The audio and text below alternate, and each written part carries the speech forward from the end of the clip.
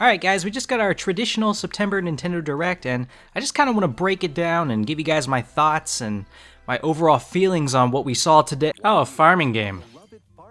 And a farming game, and a game where you farm, and there's a farming game.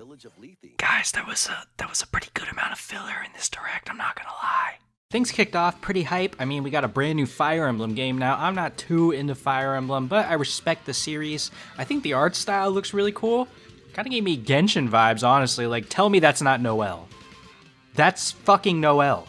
Anyway, it seems to be a mixed reaction on this Fire Emblem game. I think the art style is actually controversial for some people. Again, I think it's kinda cool, so hardcore Fire Emblem fans, let me know what you guys think about this trailer. I'm curious to know.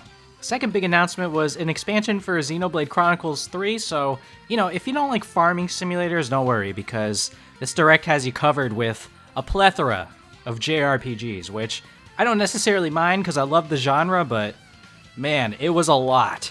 But if there was one thing that matched the intensity of farming simulators and JRPGs, it was definitely just the overall filler content in this Direct.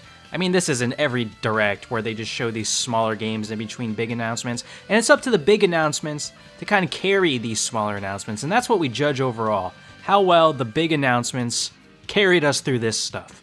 More Splatoon news is always going to make people happy, but again, for me personally, not really a game that I'm too much into, so at this point, my experience with this Direct was pretty lackluster. I don't know how you guys felt at this point, but for me, I was thinking, Octopath 2 was the first thing that got me pretty excited. Again, it's another JRPG and a pretty niche one, so I'm sure a lot of people were already getting fed up with it at this point. But for me, it was the first thing I was considering maybe buying from this Direct. Of course, it's not a Nintendo Direct without a rhythm game announcement, right? We always have to have at least one rhythm game in every single Nintendo Direct. Pretty sure that's an actual law. Game of the fucking year right here, boys. You see this shit right here? This is that good shit, alright?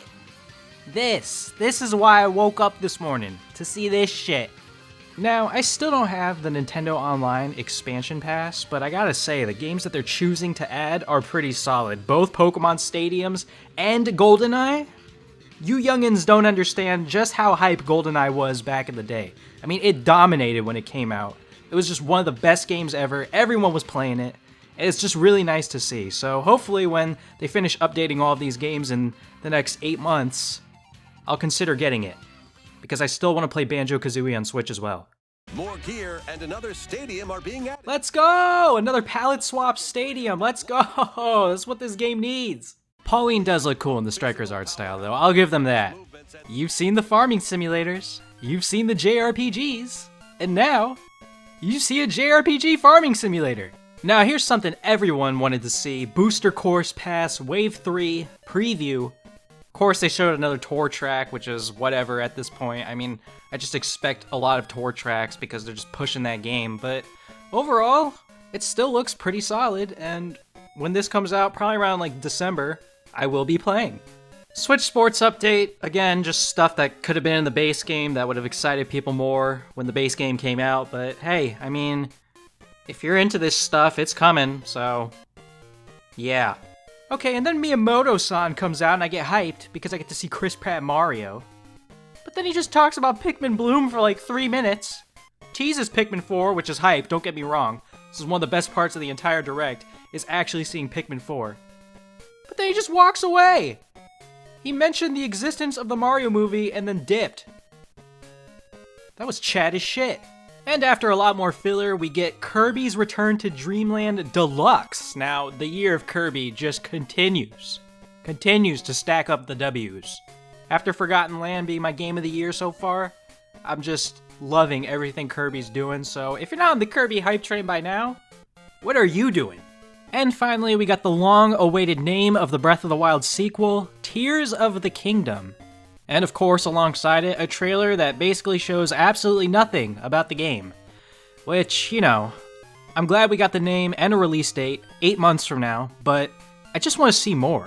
And I don't think that this trailer was enough to really elevate this Direct with all the other stuff that we had in it.